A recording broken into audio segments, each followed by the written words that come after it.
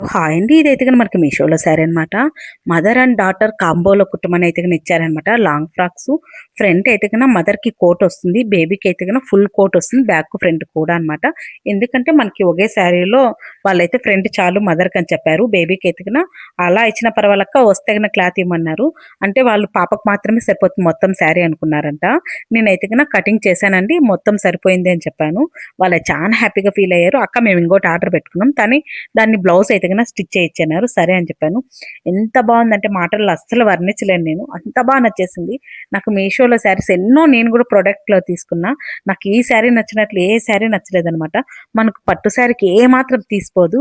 అంతా బావుంది. ఇంకా ఆ పాపకైతే గిన వాళ్ళకి నచ్చేసిందని చెప్పారు. నాకు గూడా అంత వెంటనే నచ్చేసింది. నేనైతే గిన మొత్తం వెంటనే కటింగ్ కూడా యేసుకున్నాను. ఆల్రెడీగా వేరే వాళ్ళది పనైతే చేస్తున్నాననమాట అర్జెంట్ అని. కానీ అది కూడా పక్కన పెట్టి ఇదైతే చేశాను. నాకు అంత నచ్చేసింది. మనకెంత బావుందో పైటయితే గన మదర్‌కేసేసాను ఫ్రంటు.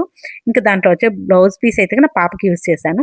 వచ్చిండే క్లాత్‌నయితే గన తీసుకొని దేనికి ఎంతెంత అనేసయితే గన కటింగ్ చేశాను. చాలా బావుందండి. ఖచ్చితంగా రేపైతే అప్‌లోడ్ చేస్తున్నాను ఈ డ్రెస్ అయితే గన. ఇది పార్ట్ 1గా పెడతాను. ఫ్యాబ్రిక్‌ని మొత్తము కటింగు గాని చూపిస్తున్నాను. పార్ట్ 2గా అయితే గన డ్రెస్ అంతా కంప్లీట్ అయిపోయినాక పెడతాను. పాపది వాళ్ళ మదర్‌దనమాట. అంత బా నచ్చింది. ఓకే అండి. బాయ్ అండి.